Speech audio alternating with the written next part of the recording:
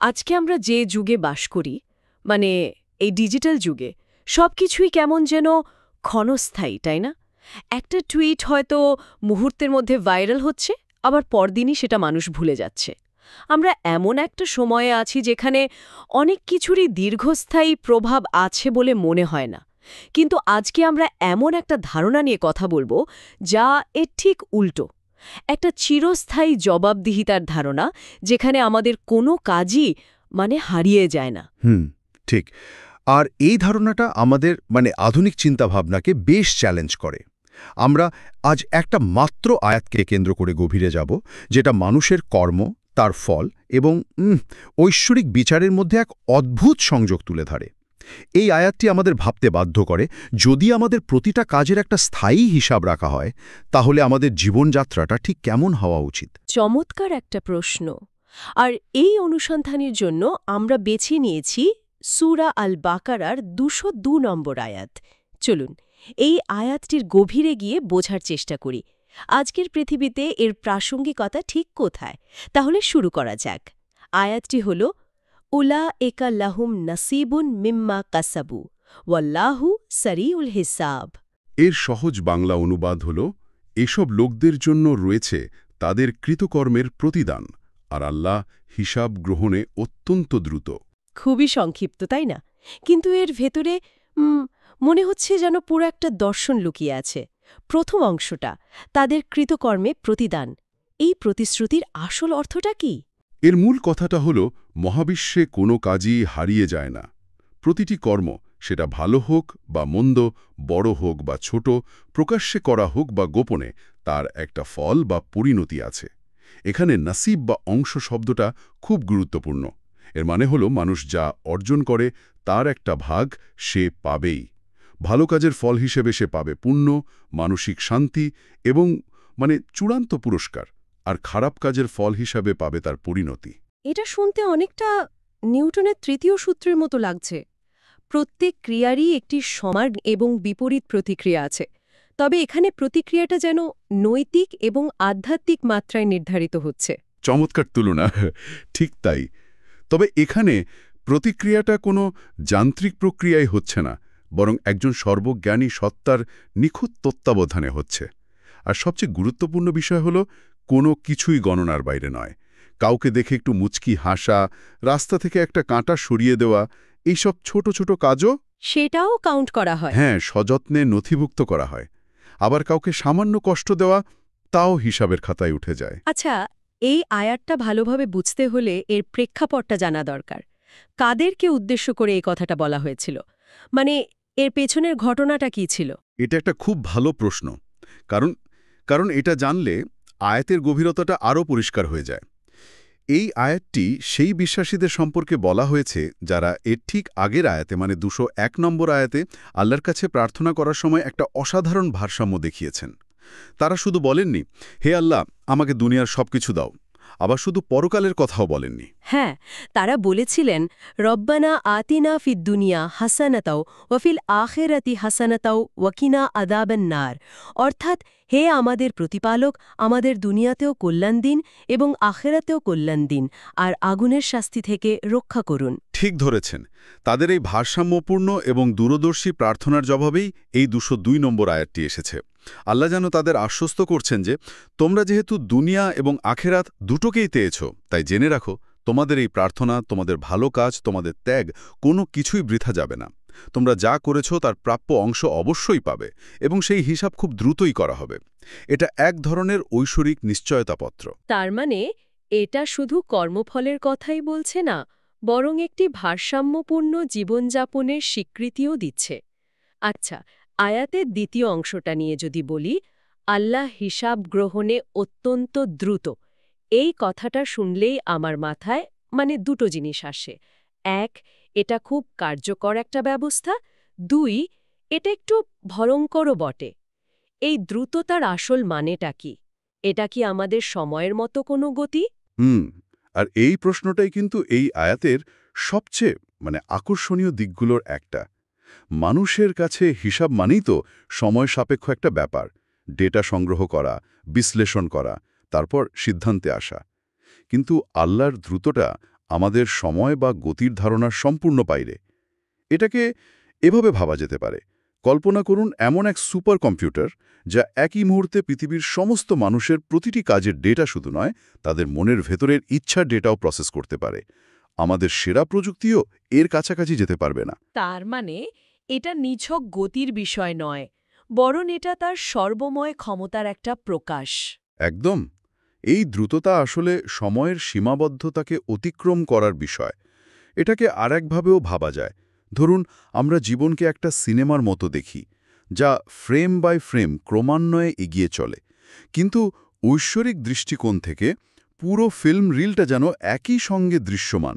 অতীত, বর্তমান, ভবিষ্যৎ সব এক মুহূর্তে। তাই হিসাব করার জন্য আলাদা করে সময় নিয়ে ডেটা প্রসেস করার দরকারই পড়ে না। এটা কোনো প্রক্রিয়া নয়, এটা একটা সম্পূর্ণ জ্ঞানের অবস্থা। তাই বলা হয়, বিচারকার্য সম্পন্ন হতে এক পলকের চেয়েও কম সময় লাগবে। এই ব্যাখ্যাটা শোনার পর বিষয়টা আর ভয়ঙ্কর লাগছে না, বরং এর ভেতরের নিখুঁত ন্যায়বিচার আর অসীম ক্ষমতার দিকটাই বড় হয়ে উঠছে। কিন্তু একটা প্রশ্ন জাগে মনে, যদি প্রতিটি কাজ, প্রতিটি ভাবনা এভাবে নথিভুক্ত হতে থাকে, তাহলে এটা তো বেশ ক্লান্তিকর একটা জীবন। সব সময় নিজেকে পর্যবেক্ষণ করতে থাকা, মানুষ হিসেবে ভুল করার বা স্বাধীনভাবে থাকার সুযোগটা কোথায়? খুব গুরুত্বপূর্ণ একটি প্রশ্ন।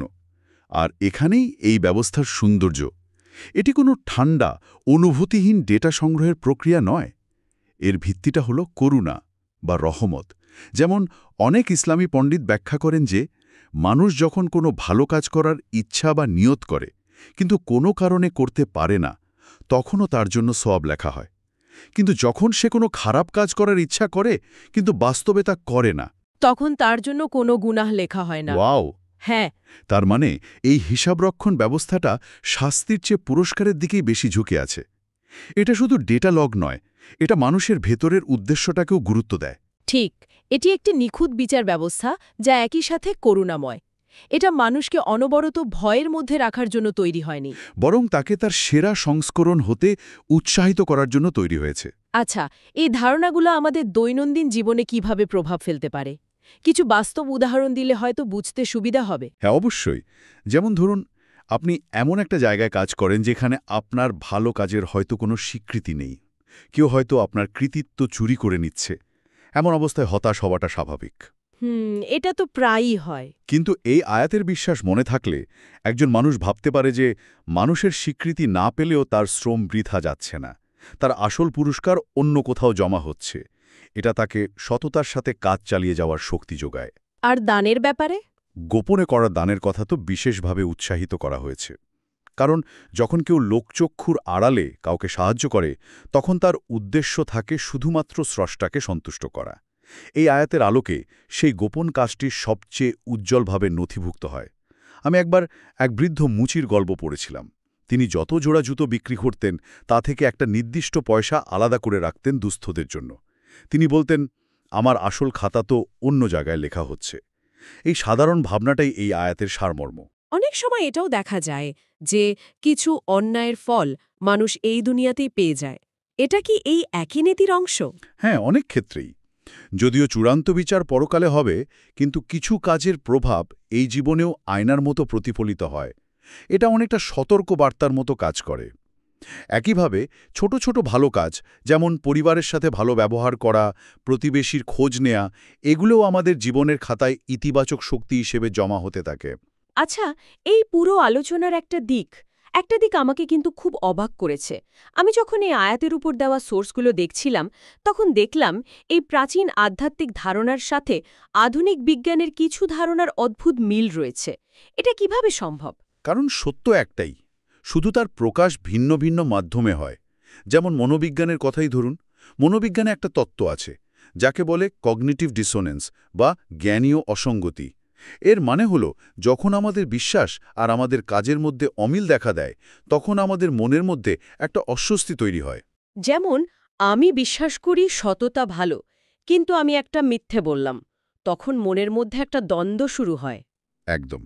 এখন যে মানুষটা বিশ্বাস করে যে তার প্রতিটি কাজের হিসাব রাখা হচ্ছে, সে যখন কোনো অন্যায় কাজ করে, তখন তার ভেতরে এই ডিসোনেন্স বা অস্বস্তিটা খুব তীব্র হয়। এই অস্বস্তি দূর করার জন্য তার সামনে দুটো পথ থাকে। হয় সে তার বিশ্বাস বদলে ফেলবে, অথবা সে তার খারাপ কাজটা শুধরে নেবে। এই আয়াতটি মানুষকে দ্বিতীয় পথটা বেছে নিতে উৎসাহিত করে। অর্থাৎ এটি সততা ও নৈতিকতার জন্য একটা শক্তিশালী মনস্তাত্ত্বিক কাঠামো তৈরি করে দেয়। তার মানে এটা এক ধরনের বিল্ট ইন মোরাল কম্পাস, যা আমাদের মনস্তাত্ত্বিকভাবে সঠিক পথে থাকতে সাহায্য করে। আর সমাজবিজ্ঞানের দৃষ্টিকোণ থেকে? সমাজবিজ্ঞানে তো রিওয়ার্ড অ্যান্ড পানিশমেন্ট বা পুরস্কার ও শাস্তির ধারণাই সামাজিক শৃঙ্খলা রক্ষার মূল ভিত্তি। যে কোনো সমাজ কিছু লিখিত বা অলিখিত নিয়মের ওপর চলে। আইন ভাঙলে শাস্তি হয়, ভালো কাজ করলে প্রশংসা বা পুরস্কার মেলে। কিন্তু আইনের ভয়টা বাহ্যিক। মানুষ সুযোগ পেলে আইন ভাঙতে পারে। কিন্তু এই আয়াতের শিক্ষাটা একটা অভ্যন্তরীণ প্রেরণা বা ইন্টারনাল মোটিভেশন তৈরি করে, যা কোনো পুলিশ বা সিসিটিভি ক্যামেরার চেয়ে অনেক বেশি শক্তিশালী। কারণ এখানে নজরদারিটা সর্বব্যাপী এবং বিচার তো অবশ্যম্ভাবী। তাহলে সব মিলিয়ে এই আয়াত থেকে আমাদের জন্য মূল শিক্ষণীয় বিষয়গুলো কি দাঁড়ালো? সব মিলিয়ে যদি বলি, তাহলে কয়েকটা বিষয় খুব পরিষ্কার হয়ে ওঠে।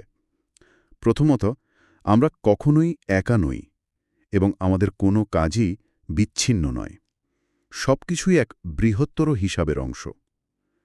দ্বিতীয়ত, প্রতিটি কাজের একটি সুনির্দিষ্ট ফল আছে, ভালো বা মন্দ, কিছুই হারিয়ে যাবে না। তৃতীয়ত, ঐশ্বরিক বিচার ব্যবস্থা শুধু নিখুঁত নয়, তা কল্পনাতীত দ্রুত, এবং এর ভিত্তি হল অসীম জ্ঞান। এবং সব শেষে এই বিশ্বাস মানুষকে দায়িত্বশীল করে তোলে। এটা তাকে শেখায় যে জীবনের সবচেয়ে বড় স্বাধীনতা স্বেচ্ছাচারিতায় নয়, বরং সঠিক পথ বেছে নেওয়ার মধ্যেই নিহিত। আজকের আলোচনা থেকে আমার মনে হচ্ছে এই আয়াতটি আমাদের জীবনকে দেখার দৃষ্টিভঙ্গিটাই বদলে দিতে পারে। এটা শুধু পরকালের কোনো ধারণা নয়, বরং এই পৃথিবীতে আরও সুন্দর, সৎ এবং অর্থপূর্ণ জীবনযাপনের একটা পথনির্দেশিকা। কোনো ভালো কাজই ছোট নয়, আর কোনো অন্যায় উপেক্ষিত নয়। এই আলোচনা শেষে আমি একটা ভাবনা রেখে যেতে চাই। অবশ্যই। আমরা তো অনেক কিছু নিয়েই কথা বললাম, ঐশ্বরিক বিচার, কর্মফল, মনোবিজ্ঞান, কিন্তু সব আলোচনার শেষে প্রশ্নটা কিন্তু খুব ব্যক্তিগত। যদি এই বিশ্বাসটা আমাদের মনে সত্যি গেঁথে যায় যে আমাদের প্রতিটি কাজ, প্রতিটি কথা, এমনকি মনের ক্ষুদ্রতম ইচ্ছাও নিখুঁতভাবে রেকর্ড করা হচ্ছে এবং তার বিচার হবেই, তাহলে আমাদের পরবর্তী কথোপকথনটা কেমন হবে? আমরা কি একই শব্দ ব্যবহার করব? আমাদের পরের সিদ্ধান্তটা কি একই থাকবে? এমনকি আমাদের একা থাকার মুহূর্তগুলো, সেগুলো কাটানোর ধরনে কি কোনো পরিবর্তন আসবে? এই একটা বিশ্বাসই কি আমাদের জীবনের গতিপথকে নতুন করে সাজানোর জন্য যথেষ্ট নয়?